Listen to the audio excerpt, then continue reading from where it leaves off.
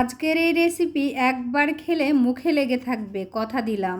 আসসালামু আলাইকুম, welcome to Khadija's kitchen. আজকে তৈরি করব পাকা আমের সন্দেশ, অথবা অনেকে বলে থাকে কালাকাঁদ মিষ্টি। পাকা দেখে কিছু আম নিয়ে নিয়েছি, কড়া মিষ্টি হবে যেগুলো, কেটে পিউরি করে নিয়েছি। এইদিকে হাফ লিটার দুধের ছানা কেটে নিব। হোয়াইট ভিনেগারের সাথে পানি মিলিয়ে দিয়ে দিলাম। এবার চুলার আঁচে দিয়ে দিব। চুলার আঁচটা অবশ্যই অল্প আঁচে ছানা করলে ছানা বেশি ভালো হয়। আর হোয়াইট ভিনেগার কিন্তু সরাসরি দেওয়া যাবে না, অবশ্যই পানি মিলিয়ে দিতে হবে। ছানাটা এবার মথে নিব, খুব ভালো করে ম্যাশ করে নিব। ছানা ম্যাশ করা হয়ে গেলে এইদিকে দিয়ে দিব প্যানে আরও হাফ লিটার দুধ। দুধটা আমার একটু জাল করে ঘন করা ছিল।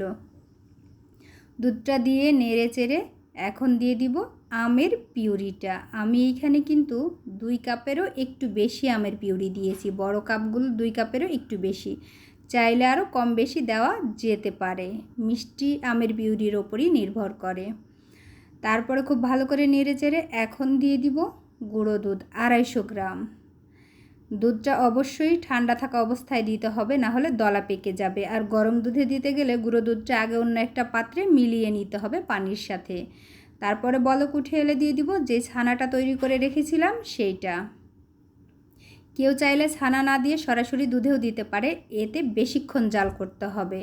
সামান্য চিনি দিলাম, চিনি এখানে অপশনাল, কেউ চাইলে বেশিও দিতে পারেন, কেউ চাইলে না দিতে পারেন। 1 চিমটি লবণ, কারণ আমে প্রচুর মিষ্টি থাকে, গুঁড়ো দুধে মিষ্টি দুধে মিষ্টি, তাই চিনির তেমন একটা প্রয়োজন নেই। এলাচের গুঁড়ো তো মাস্ট বি দিতেই হবে। এলাচের গুঁড়ো দিয়ে দিয়েছি। 3 চামচ কর্নফ্লাওয়ার নিয়েছি, এটাকে গুলে শেষ পর্যায়ে যে দিব। খুব ভালো করে নেড়ে চেড়ে রসটা কমিয়ে নিতে হবে। রসটা যখন কমে আসবে তারপরে আমি কর্নফ্লাওয়ারটা এখানে দিয়ে দিব। কর্নফ্লাওয়ার দিয়ে অবশ্যই চুলার আঁচ কম করতে হবে আর অনবরত নাড়তে হবে। এখন আঠালো হয়ে আসবে, ঘনত্ব বেড়ে যাবে আর নিচে লেগে যাওয়ার সম্ভাবনা থাকবে, তাই খুব দ্রুত নাড়তে থাকতে হবে।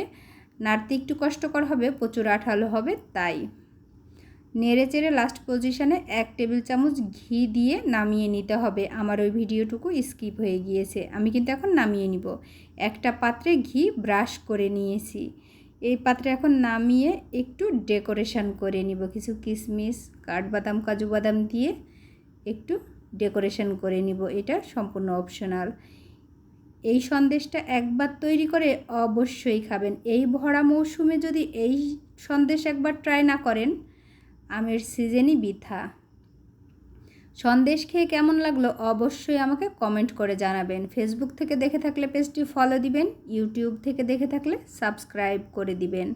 সবাই ভালো থাকবেন, সুস্থ থাকবেন, আমার জন্য দোয়া করবেন। আল্লাহ হাফেজ।